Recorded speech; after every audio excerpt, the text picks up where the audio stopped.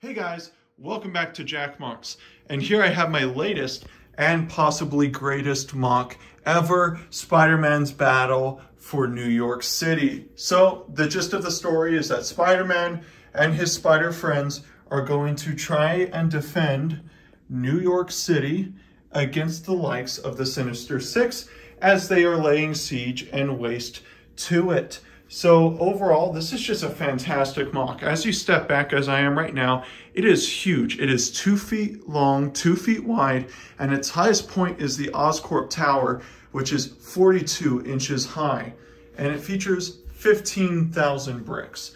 So overall, this was probably the funnest mock I've ever built, purely just based off of the campiness of it. I tried to definitely go for a tone in this mock that was very fun, but also kind of gritty and realistic, as it does feature a lot of, real world consequences such as, glass shattering or, policemen, creating barricades. I tried to keep a lot of real world elements instead of like just completely leaning on comic books. So to begin, let's go with the construction zone. So possibly my favorite scene in this entire mock is easily this one. So it's Blade and Gwen Stacy just running at Spider-Man, jumping off of all of the vehicles that he has been tossing around like a kid's toy. And what kind of makes it is the elevation of the scene, literally, as everything is being elevated by Sandman's sand arms and sand tentacles. And it just is such a dynamic nature with these two heroes jumping at Sandman from the vehicles he's lifting. It's just so much fun.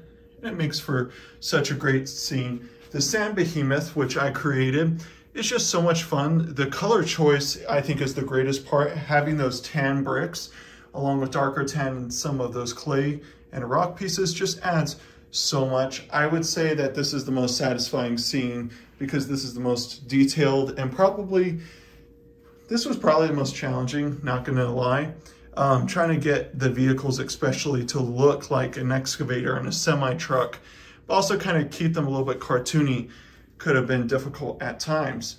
But as we kind of swoop around, I'm just wanting to note, trying to get the greebling, or for non-Lego users terms, just trying to get like the sand distortion for the mock done was a lot of fun as well.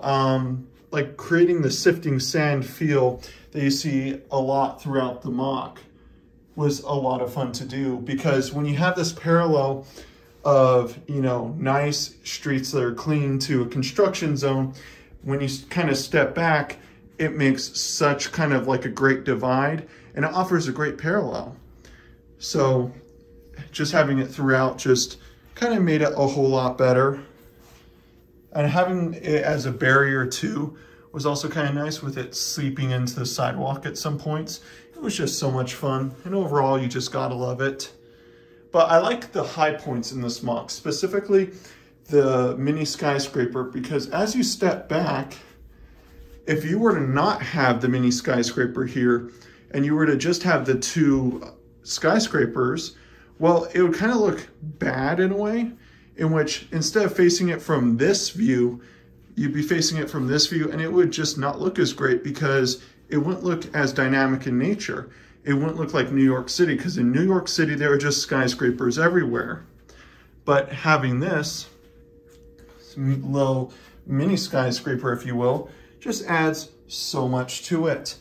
As you can see, there's nothing really in it, but it's more there just for the sake of keeping all of the, just like keeping the dynamic nature of the mock intact.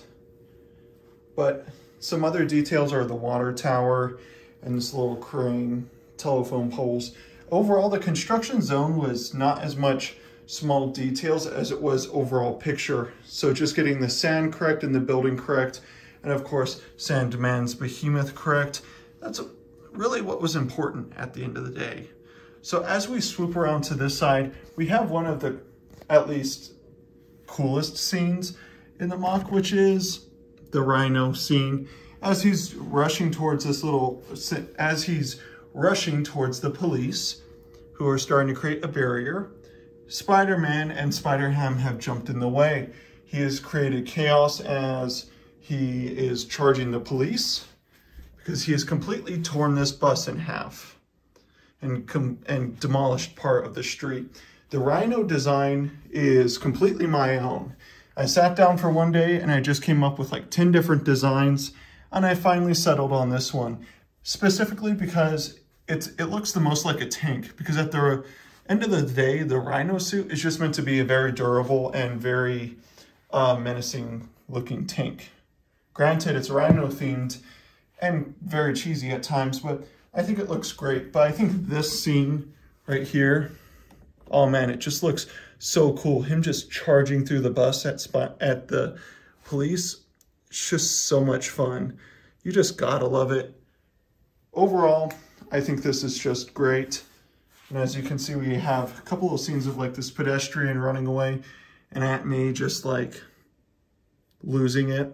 I wouldn't blame her. If I saw a giant Sandman like that and Spider-Man battle, then, you know, I would probably lose it too.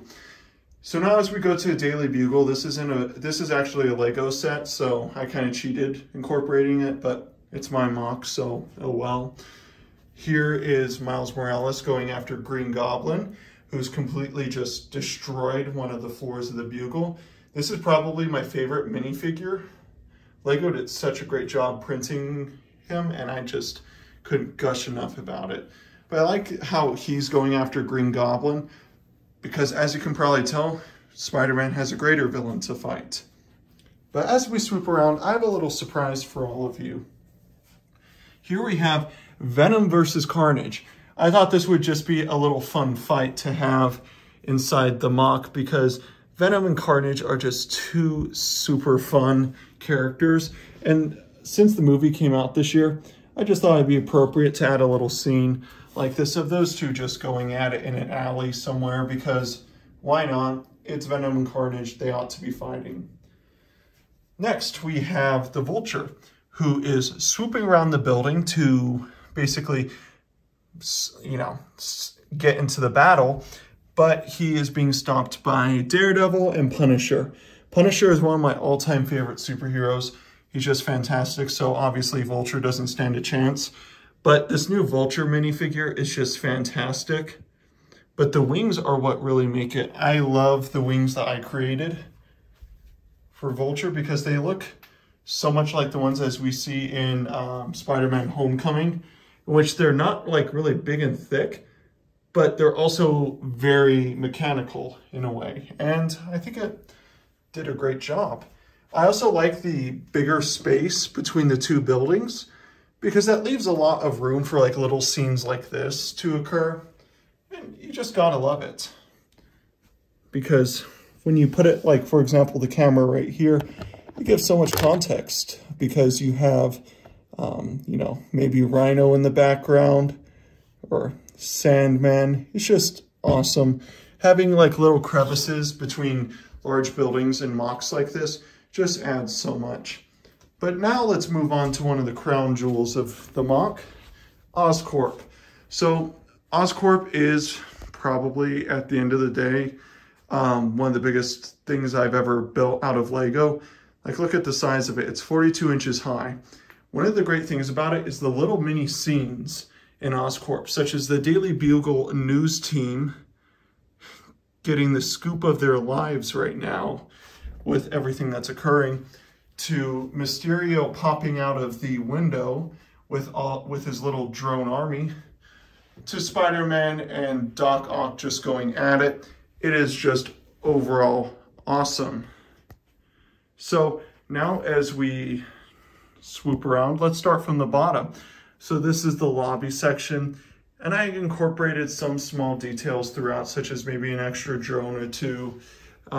Just a fun statue like this. Focus the camera. Yeah, the statues, as you can see, are strewn throughout Ozcorp. We have another one right here.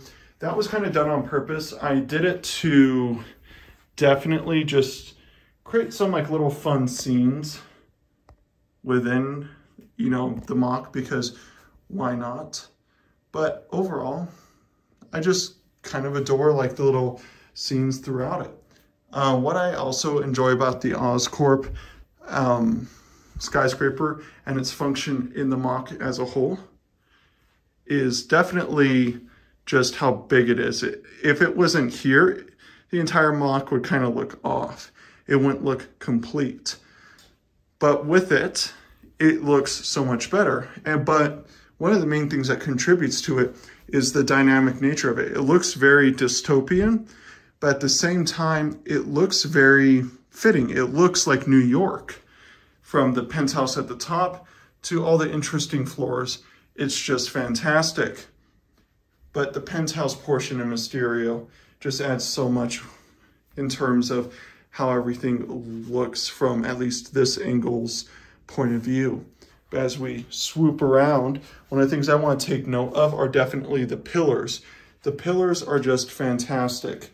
Probably the hardest portion about this MOC, hands down. But like I said, they add to the architectural design of the MOC overall, and I couldn't be happier. But let's finally just go on to the final battle scene of Spider-Man versus Doc Ock. A couple of you have requested this in past videos, so here it is. Doc Ock is probably the best Spider-Man villain, arguably, so I think this is fitting. But overall, this is a fantastic MOC. The funnest MOC I've ever made, and possibly the greatest.